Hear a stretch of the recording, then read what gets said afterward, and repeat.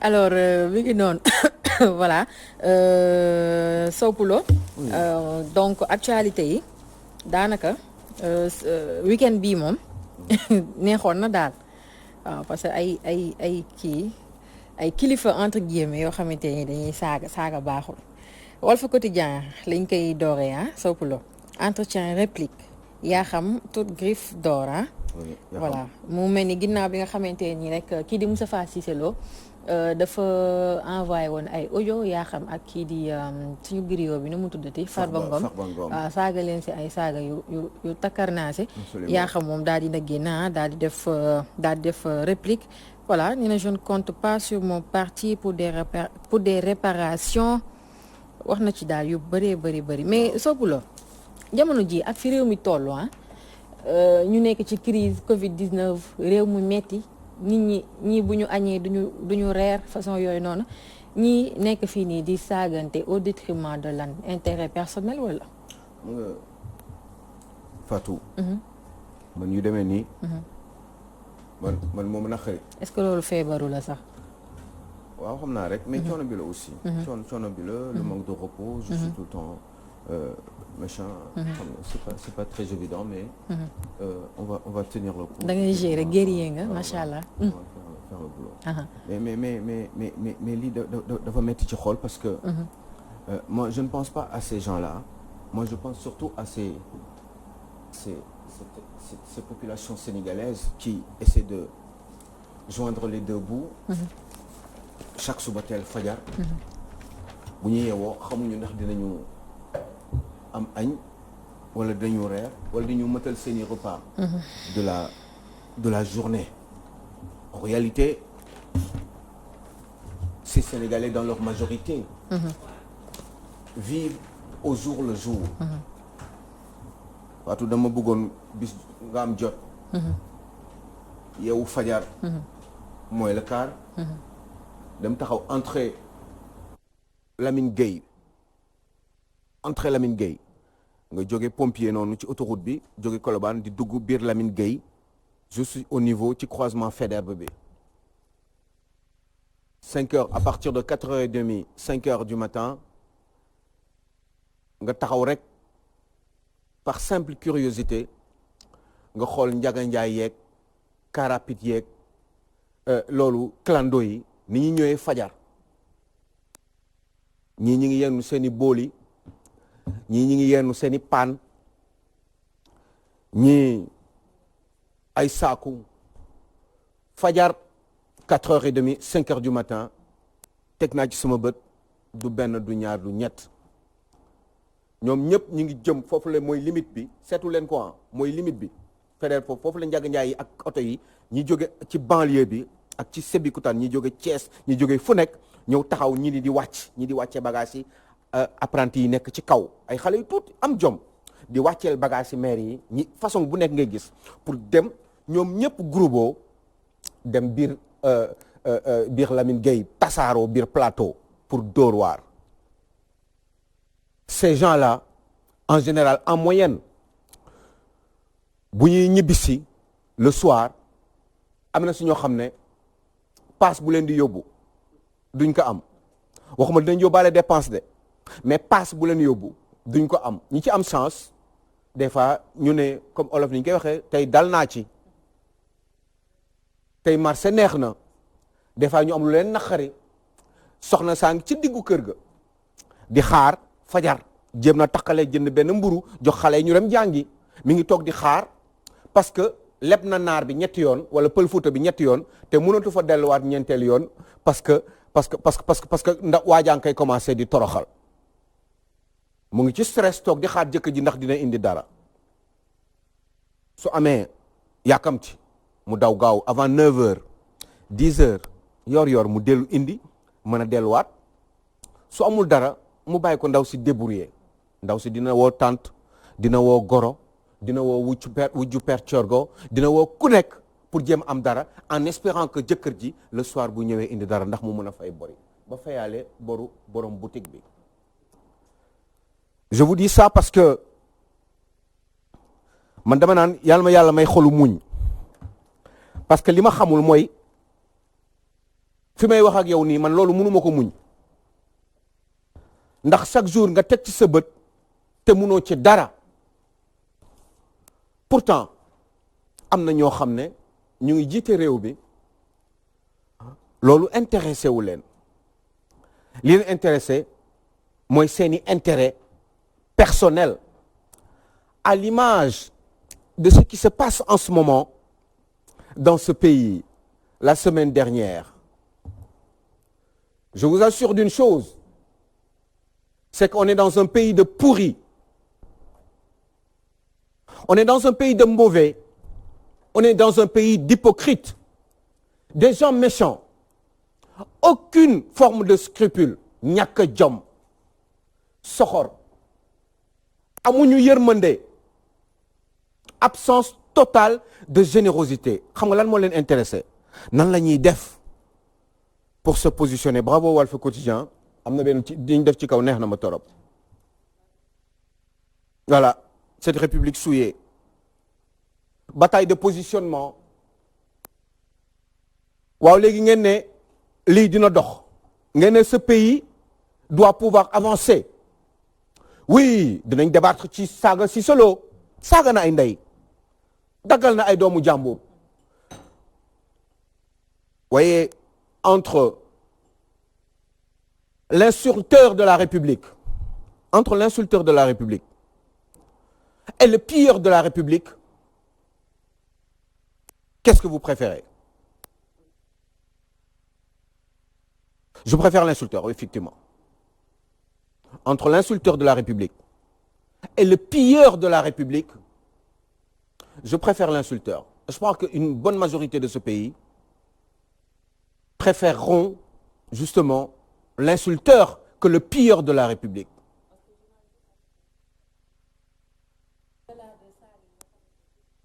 bi Moustapha Cissé Lo il a fait des révélations on peut dire parce que nee na leen da ngeen lekk xaalisu terre bi ak xaalisu réfection building administratif bi yu ni mel yéen a teg loxo ci suuf see yooyu noonu yëpp ay accusation la yoo xamante ni Moustapha Cissé Lo def na ko. gis nga yoruma quotidien bi ce matin mais dama ko dégg ci suba. où est le procureur. loolu la critique info xam nga dama leen ne des fois dañuy taq nag yenn saa yi. Samba Thiam waaw où est le procureur de la République dans l'histoire ak li fi jot a xew yépp ana procureur bi c'est la véritable question qui a été posée par ce quotidien-là ce matin ben bravo bravo Charles René Fall mu ngi ne ana moom mais Charles yaa taxe macha allah waaw moom it taq na tarkal waaye terewul Cheikh Diane Gomis du moromam.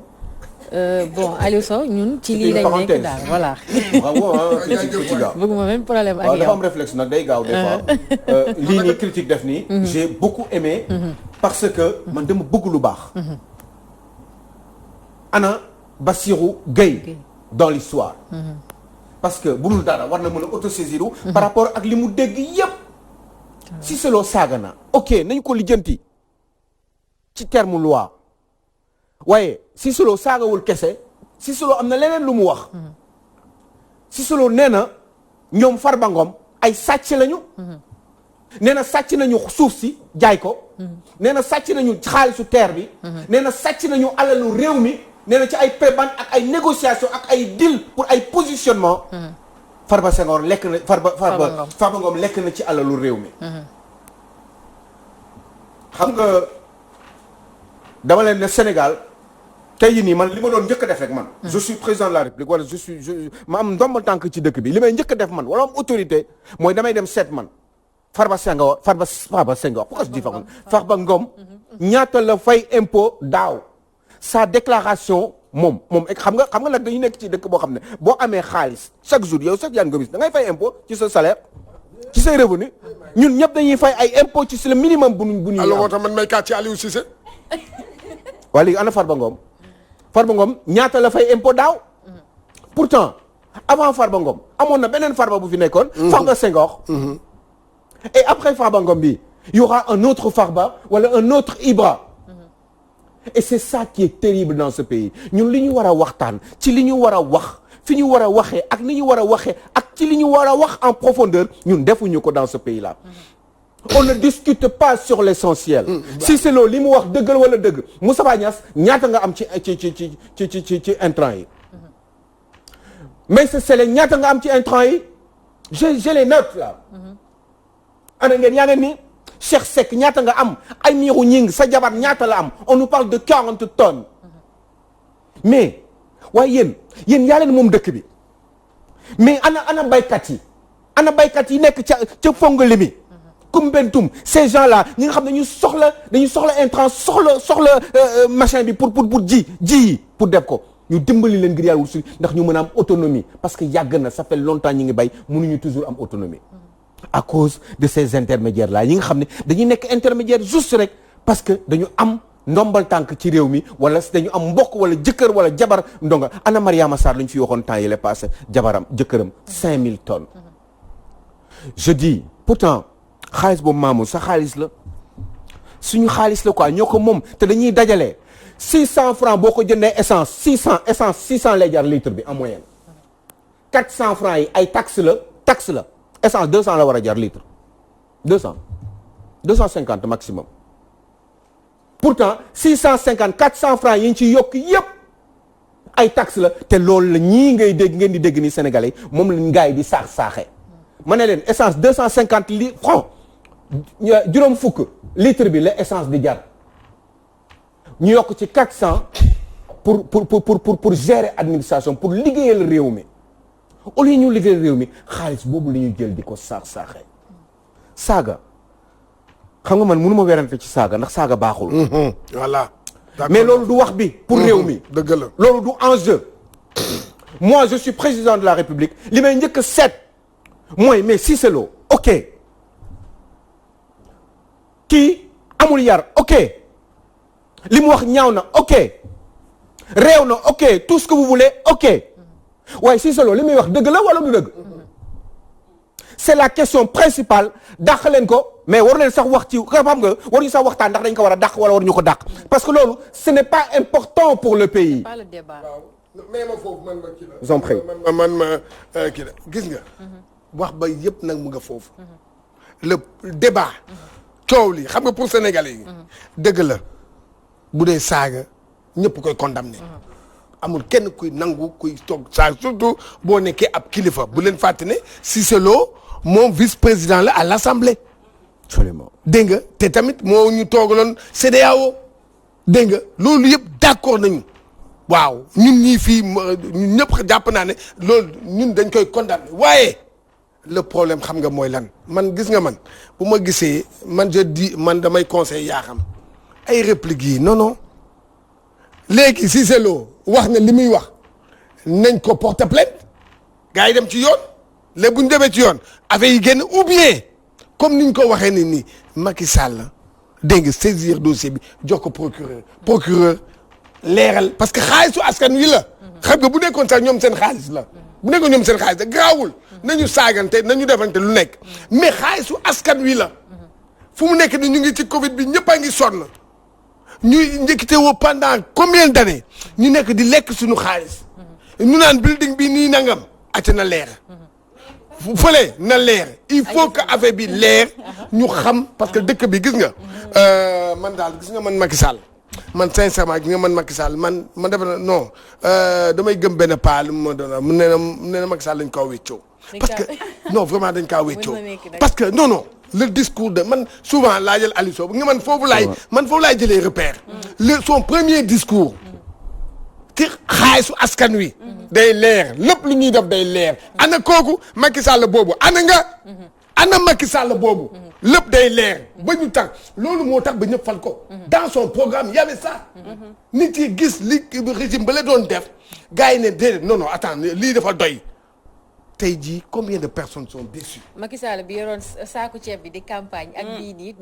nekkul benn daal quoi qu'on puisse dire Salma Ibrahima Fall bëgg nga intervenir nuyuwaale naa maa ngi leen nuyu nuyuwaale ñi ma bokkal plateau bi ak téléspectateurs yi donc may parax ndoolu foofu rek pour dire que jamono ji nit ñi man je me dis que dañoo concentré wu exclusivement comme ni ko Aliou Sow waxee ci saaga yi alors que au delà de saaga yooyu am na révélation yu doy waar yu nga xamante ni jamono ji Cissé Lo def na ko et nekk na révélation yoo xamante ni man je me dis que c'est pas la première fois nit ñi di ko dégg seen ay nopp parce que bu ñu xoolee kaawu building administratif bi le député Mamadou Lamine Diallo am na ay temps évoqué woon na scandale boobee di xam ne ni que l'état du Sénégal dafa wax sénégalais que dinañu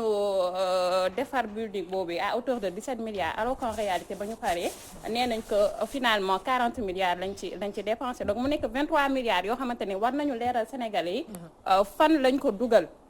bu ñu paree ci building boobee ñu daal di dem ci terre bi gis nañu Ousmane Sonko tamit demoon na foofee ca plénière bi di ko ñaawlu ci délai de livraison yi nga xamante ni ba tey ji respecté guñu ko mu nekk ay paroles yu ñuy wax sénégalais yi alors qu'en réalité duñu ko doxalee ci terre bi it ñu nemmeeku ci benn scandale bu tolloog 700 milliards loolu Sonko am na ay jamono yu nga xamante ne waxoon na ko nekkul ay révélation yoo xamante ne yu bees la mais bu ñu demee ba kenn ci ñooñu APR wax ko ça veut dire que am na lu ko ci leer parce que dafa nekk seen biir et je pense que jamono ji le procureur waru woon a xaar sax ñu naan dañuy porter plainte moom moo waroon a autosaisir boppam dem jëli ji leen parce que am na loo xamante ni rafetul ñu ngi tamante dëmm ba ca xóo bi APR bëri na ëpp na te ñoom ils sont censés nous diriger léegi ñun Salma dama lay jox benn affaire comme que ñun comme que Macky Sall day toppandoo rek waa France am na beneen leçon bu ñu ko jox ci kii bi François Fillon voilà non à part François Fillon Edouard Philippe bi wàcc bi wàcc xam nga jël nañu xam nekkatu ko am na commission baa ngi koy woo pour mu leeral mais même François Fillon non doo dégg la ma la ay emploi fictif xoolal Daniel Buzyn ministre de la santé ministre de la santé bi woon ak premier ministre bi woon gars yi dañ leen jël ñu leen ñëw leen leeral li ngeen ren leen kon li ngeen géré woon waaw mais loolu mooy waaw léegi toppandoo pour toppandoo moom bu ñuy defee lii rek moom mu toppandoo waaw léegi na toppandoo li ñëpp maamu ay ci jëwal moo di ne ñoom le fait que ñi saaganti seen biir te ñu doon ay kilifa loolu xam nga ñoom mun nañ nekkoon duñu ay exemplaire comme yéen lépp li ngeen wax saaga baaxut mais du moment où kenn ki nga xamante ne dafa bokk ci parti APR ñëpp xam ne mu nekk vice président assemblée nationale ba pare aussi yor dombal tànk CEDEAO kon kooku tey bu waxee wax nañ ko déglu man mënoon naa gëm sax bu doon nit ki opposant la bu waxee sax mun nañ ne peut-être waxu politique lay def ay accusation gratuite la mais ki nga xamante ne dafa bokk ci ñoom jàpp naa ne ko bu xasee ba yëkkati ay kaddu wax di leen accuser loolu procureur wala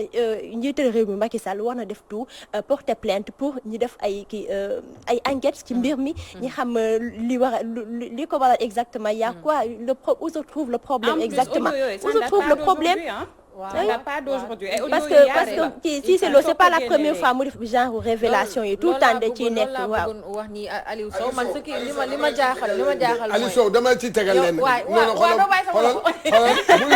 xoolal bul naw tey ministre tey député tey DG tey bu ko naw duñu dara man maa la ko wax xoolal bu leen naw Sénégal bii xam nga ñan nga doon naw moom mooy temps Senghor ak temps Abdou Diouf ñooñu ministre yooyu député yooyu nangam yooyu ñooñu la ñëw waaye ñii kenn mun leen xoolal bul naw kenn yi nga yow mii bi jeex wallahi taala yow mii bi jeex yaa leen gën ñoom ñi ngi tax ñu bëgg a dab ma sama loxo bi foofu da ngay wax sa xol bi di gën a bon et après nga ne man lan laa war a def après des fois nga ñàkk kattan parce que tu te sens seul dans ton combat parce que tu te dis que ni Cissé Lo bu saagawee nit chaque jour ay nit saagante fi dem tribunal yoon lijjanti problème boobu loolu entre nit ak nit la man waxuma waxu nit ak nit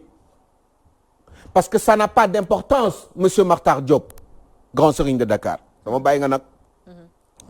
sama xaritu bàyyi nga waaye dama ne saaga boobu warul scandaliser jusqu'à un certain point parce que ça n'a point d'importance xam lan moo am importance dëgg mooy xaalis bii ñuy saax-saax ci réew mi mooy coono askan wii ngay gis chaque jour grand serigne te lekkuñu naanuñu mënuñu faju ñaata 1500 ñaata nit ñoo am problème mu xol ci suba réew mi quotidien 1500 malades du cœur en attente d'être opérés 2 tiers dañuy dee duma yàlla duma yonant waaye 1000 yi dañuy dee balaa at bi di jeex 3 mois yi ngeen am Covid 1000 yi dañuy dee sur les 1500 ils vont mourir duma yàlla duma yonant du ma Serigne Touba waaye dañuy dee par force parce que xam lu tax parce que dañuy xaar pour ñu fajal leen seeni xol kenn mënu koo faj. Pendant ce temps-là, il y a des voitures, il y a des 4x4 à 90 millions de francs CFA. Il y a des salaires à 15 millions. Il y a des introns qui sont volés. Il y a des gens qui se milliardisent du jour au lendemain. Da nga yow suba teel nekk milliardaire. Fii ci Sénégal amoo société amoo employé amoo dara da nga dóor marché ñu dimbali la moom ay ligue am ay commission ku nekk dóor sénégalais yi di ci sonn chaque jour. Oui 1500 malades. Du cœur en attente d'être opéré maanaam junni ak genn junni lan la junni ak téeméer junni ak téeméer nit ci Sénégal ñi ngi xaar pour ñu opérer leen ci seen xol. juróomi téeméer junni ak juróomi téeméer junni ak juróomi téeméer nit ñi ngi xaar pour ñu opérer leen ci seen xol. Covid 19 ñaata la rey Covid 19. ñaata la rey. 124. Eh bien moi je vous dis dans 3 mois fii ak la fin de l'année eh bien les 1000 personnes vont mourir dañuy dee. Babo ah Rewmi Quotidien junni yi dañuy dee xam lu tax parce que dañuy xaar ñu faj leen kenn mënu leen a faj parce que nee na ñu mënuñu leen faj ndax dëkk bi moo ndóol dëkk boobee ndóol noonu ay ministres ñoo fi am ay 15 millions de francs par mois ay ministres ñoo ñëw ci juróom-benni weer ñu nekk ay milliardaires ay marché li ñuy dóor dëkk boobu ay nit dañu xiif il faut changer cela il faut nga jóg ci loolu parce que boo jógul ci loolu mbir mi ça peut se retourner contre vous et ça serait dommage parce que tout simplement vous n'avez pas l'âge des autres donc forcément vous ne devriez pas être dans le même ligue que ces gens avec qui vous êtes en train de travailler parce que ñooñu prouvé nañu démb tey doog a ñëw tekkiwuñu dara mënuñu Macky Sall ñi la wër mënuñu genn wàll gi mënuñu suñu mënoon Sénégal du demee nii depuis 8 ans que vous êtes au pouvoir ñu amoon yaakaar lu bari ci yow yaakaaroon ni ëllëg dina jot ñu am beneen vent de souffle un souffle de changement dans ce pays loolu la ñu xalaatoon pourtant zéro blindé avec des oreilles c'est dommage xam nga lan moo dommage moom mooy chaque jour ce matin encore j'en ai vu 36 000 talibés ñi ngi traîner ci àll bi nii da nga leen di gis chaque suba teel ay solu ñu daal ci dëkk nga judd nekk doon xale am 8 ans ñoo la yóbbu école toppatoo la màgg nga mën a jëriñ sa réew doon un bon mécanicien un bon pilote un bon ingénieur un bon agriculteur etc et pourtant talibé ngay mujjee 20 ans après peut-être en prison etc wala business wala je sais pas ça ne marche pas ay xam-xam yoo xam ne dañ fi nekk ci dëkk bi ñu war leen defar ëllëg ñu mën a jëriñ seen réew mun ñu leen jëriñ ñi ngi leen maa ngi leen gis ci souvenir demal croisement Castor gis leen ak seen i tànku neen xale yi ndaw 8 ans ñu leen di seetaan ci réew mi ñu ne ñoom ñi ngi liggéey c'est comme ça qu'on travaille dans ce pays moi je regarde ça 24 heures semaine ba semaine dellu si loolu dootu fi amati man ma gis loolu man ma mën ci dara semaine ba semaine dellu si altine ba altine loolu dootu fi amati ndax dañ koy tere mettre leen ci ay conditions liggéeyal réew mi ana direction de la protection de l'enfance mais mënu leen jël xaalis yi ngeen def ko foofu ana xaalis boobu ngeen yor xaalis bi nekk ci réew mi mënu leen ko def foofu yéen après ils disent Salma franchement Fatou bon ben d'accord ok je baa ngi yuuxu mais lan laa mën a def loolu yuuxu man nii man may yuuxu ne ok je dois parler doucement loolu ngeen bëgg mais lan laa mën a def aw ma kattan aw ma mënuma ci dara lan laa mën a def man dama war a noppi quoi je dois parler doucement donc on dit oui allez il faut nga wax doucement mais je ne peux pas j'arrive pas avec ce que je vois mënuma ko je sais parler doucement parce que ça fait mal ce pays va mal il y a des hypocrites il y a des mauvais il y a pire que l'esclavage xoolal vous êtes des mauvais yéen xoolal ay saaga yi ngeen nii xoolal dimbali leen ñu si waxu si sa loo nee na xanaa déggu leen li ma leen wax entre un insulteur de la République et un pilleur de la République moi je préfère l'insulteur parce que l'insulteur je peux savoir pourquoi il insulte je peux lui interdire ça je peux le sanctionner mais le pilleur de la République ñaata doomu aadama la sànq ñi ngi sàcc alalu réew mi man dëgg boobu laa bëgg dama bëgg ñu waral li ma dëgg bi fan la nekk je veux qu'on me dise la vérité ci pire yi il faut ñu des si rapidement transition parce que ci loolu la ñuy des rek wàllum suuf ba tey suñu suuf si ñu ngi koy pire rek Dakar Times alors projet agrobusiness de la Sedima toute la vérité sur Ndingler problème mu Ndingler fan yi diggante Babacar Ngom Sedima alors ñoom nag posé nañ benn question ñoom waa Dakar Times nee nañ pourquoi les Sénégalais sont méchants entre eux parce que tey jii bu ñu jëlee suuf jox ko Babacar Ngom te ci wet ga ñu ngi jël suuf jox ko ay indien waxi ay français ay xawma colombien te juru coow pourquoi bu ñu joxee suuf sénégalais muy jur coow ñoom loolu lañu c'est une question à se poser waaye bu ñu joxee suuf indien jox ko turc jox ko français war nañ ko mën a jox Babacar Ngom waaye war nañ ko mën a jox aussi Moutbane bonne question eh ben war nañ ko mën a jox aussi Cheikh Tidiane Gomis en tout cas aussi war nañ ko mën a jox mais man mun maan est-ce que xam nga mbir xam nga ni am na sénégalais yoo xam ne ay grand sëriñ yu nekk fii man ma sopp leen torop soppoon leen wala am ay doute tey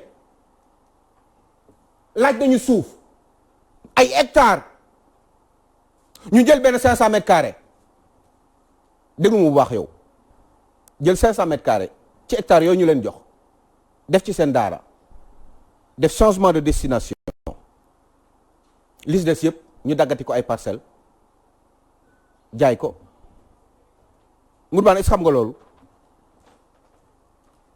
am na sénégalais yoo xam ne ci dëkk bi lañ dëkk ay kilifa lañu ay hectares lañ leen di jox pour cause d'utilité publique parce que dañu war a servir réew mi wala servir population yi ñu jox leen ko pourtant suuf soosee tuuti lañ ciy def li ci des dañuy def changement de destination jël suuf soosu def daggate ko en complicité ak ñi ci réew mi jaay ko am ay milliards waaye yéen Moussa Cissé Lo saaga na d'accord waaye yéen wax ngeen ci Moussa Cissé Lo li mu accusé Farba Ngom ci suuf si boobu lan ngeen ci xalaat loolu warul nekk problème loolu warul nekk priorité numéro 1 pour le président Macky Sall. suuf soosu laa wax suuf soosu mu ko accusé ak terre bi. yow Salma am nga loo fi wax nga dëgg 17 milliards la woon. moins de 17 milliards la woon building bi. 40 milliards la ñu mujjee. mais Moussa Cissé Lo ci biir saaga yi wax na loolu. waaye ci biir saaga yooyu wax mu waxoo d'accord sanctionné leen ko ki ko war a porter plainte na ko porter plainte pour injure ak diffamation. mais waaye loolu mu wax noonu man président de la république dinaa woo Farba Ngom ne ko Farba mu ne naa ma ne ko suuf soosu bu waaj. du ko mës a def. ana kayit di Farba fan nga jaar man président la lu ma bëgg xam dama koy xam. ku ma woo nga wuy si ma dinaa xool loolu seet xaalis bi fu mu jógee wax na ko accusé na ko ci terre bi. waa léegi loolu moo ko accusé mais danañ ko seeti ko président de la république. bon par rapport ak li muy wax nii ci affaire maanaam. waaw xam nga man néew ma bu ñu jox kenn suuf. waaye dégg nga. ñi moom seen suuf nañ leen bàyyi ak seen suuf yow boo mun a dem waxtaan yow Salma boo amee sa hectare man ma soxla ko naa ñëw waxtaan ak yow boo ma koy jaay nga jaay ma ko boo ma ko jaay man ma bàyyi la waaye foqati ko ci ab nit jaay doole ci nit ñun loolu la ñuy wax newuñu de Babacar Ngom am na droit am hectare waaye amin bi ñun le problème man gi nga man sama problème bi yëpp loolu la nit te nag dëgg nag bu fekkee ne xam nga man xam na laa gëm bu déggee yow da ngay jël ab suuf def ko utilité publique ou bien nga def ko loo xam ne waa dëkk ba dinañ ci am njëriñ dinañ ci gis seen bopp am ñoo xam nag dañuy naxaate nañu naan fii dama fiy tawax loo xam ne waa dëkk bi dañ ciy gis seen bopp et fekk ko comme ni ko Aliou Sow waxee gars yi daggate nañ ko jaay leen li si des indi ay affaire u tappale bu ñuy def dossier di koy yóbbu loolu la ñuy wax loolu mooy tappale bi commencé na doo wax tappale bi ba tax na fu mu nekk nii dégg nga ñun on n'est pas contre man contre ma Massambo nangam waaye damaa contre koo xam ne jóge ba Kolda ñëw ba fii am ay hectares koo xam ne day dem ba ay dëkku jàmbu ñooñu naka di béy di dund ci loolu la ñuy dundee yow nga nekk waaw yow nga ñëw jël ko man loolu mënuma cee jàkkoo loolu tappale la seen objectif article bi jaaxal na ma la parce que maa ngi gis naan ces activistes et politiques maîtres chanteurs ont le complexe de la peau blanche bon de toute façon oui mais xam nga seen xalaat la rek alors vraiment man gars yi bon jaaxal nañu daal ñu vraiment ngi leen di nuyu bu baax c'est que merci beaucoup quoi